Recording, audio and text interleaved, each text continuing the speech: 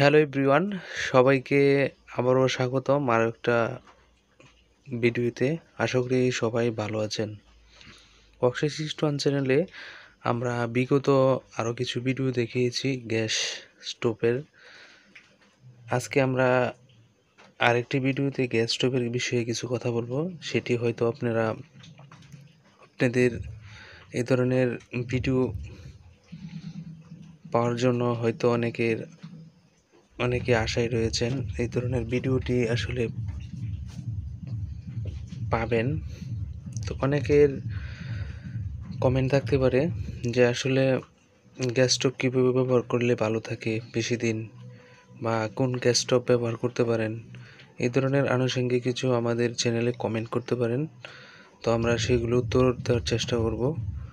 তো আজকে বন্ধুরা আমরা শর্টকাট একটি ভিডিও তৈরি করব, বিশেষ করে আরএফএল রোজ গ্যাস স্টোভ।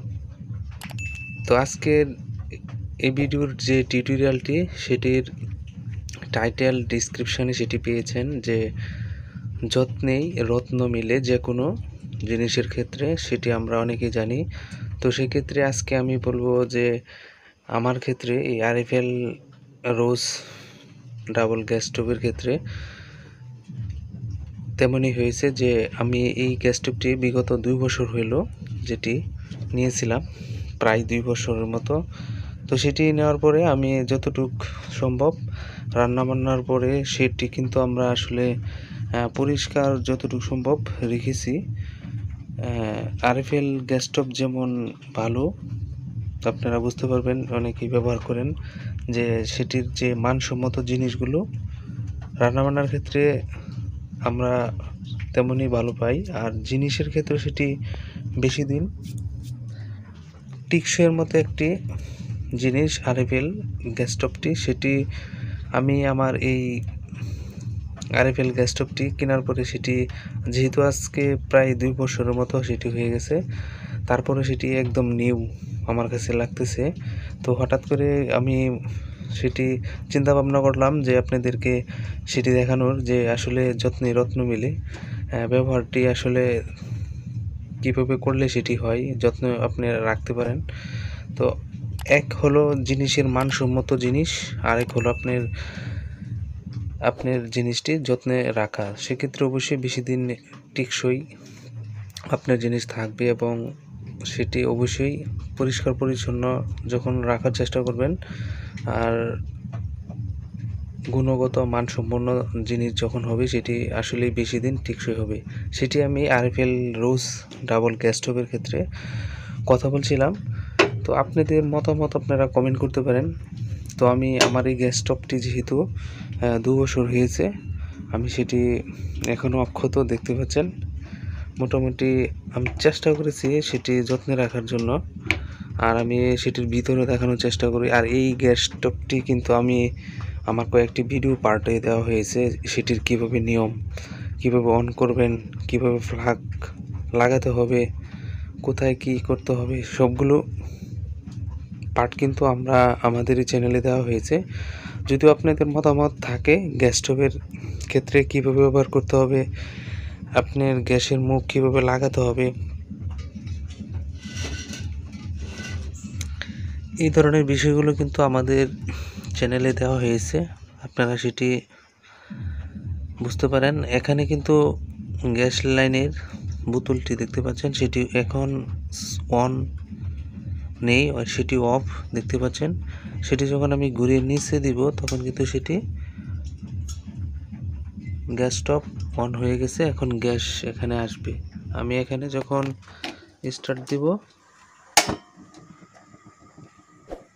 দেখতে পাচ্ছেন সেটি কিন্তু অলরেডি চালু হয়ে গেছে। তো গ্যাস আমরা অনেকেই ব্যবহার করি, সেটির নিয়মকানুন জানি না। নতুনের ক্ষেত্রে সেট আপ কীভাবে করতে হবে, কীভাবে গ্যাস ব্যবহার করলে মোটামুটি গ্যাস সাশ্রয়ী করা যায়, গ্যাস স্টোভ ভালো রাখা যায়, কোন গ্যাস স্টোভ কিনলে আপনারা অনেক দিন ব্যবহার করতে পারেন, এই ধরনের কমেন্ট বা বিভিন্ন ধরনের প্রবলেম আপনারা এই ভিডিওতে কমেন্ট করতে পারেন। আমরা যথাযথ আপনার কমেন্টের উত্তর দেওয়ার চেষ্টা করব। তো আমি আমার ভিডিওর যে বিষয়টি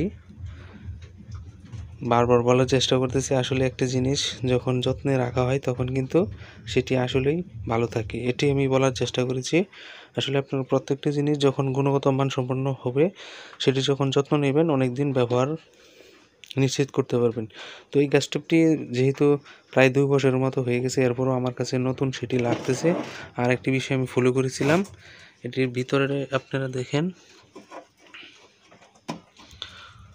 মোটামুটি এখনও নতুনের মতোই দেখতে পাচ্ছেন, সব কিছু মোটামুটি ভালো। শুধুমাত্র এখানে গ্যাস যেহেতু হিট হয় সেটি জং ধরার মতো, আর সব কিছুই একদম ভালো।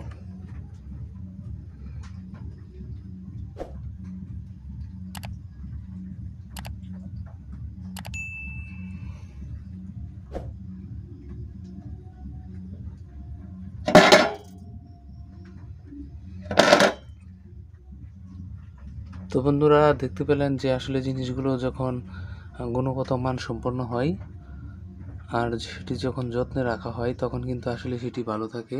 সবগুলো জিনিসই অক্ষত এবং নতুন। আমরা রান্নার পর সেগুলো আসলে একদম ধুয়ে মুছে রাখার চেষ্টা করেছি, কোনো ধুলো বালু ময়লাতে রাখার চেষ্টা করি নাই। সেটিও আপনারা করতে পারেন, দীর্ঘদিন যাওয়ার চেষ্টা হবে। আর জিনিসটি ভালো হলে সেটিও দীর্ঘদিন হবে। অনেক বাজে গ্যাস স্টোভ রয়েছে যেগুলো কিছুদিন গেলে এই ধরনের প্রবলেম, এখানে এগুলো নষ্ট হয়ে যায়, জং ধরে যায়, পড়ে যায়। অনেক গ্যাস স্টোভ বাজারে বের হয়েছে। আসলে অনেকেই বোকামি করে ব্র্যান্ড ছাড়া অন্য অন্য যে গ্যাস স্টোভগুলো কিনে ফেলে তাড়াহুড়া করে।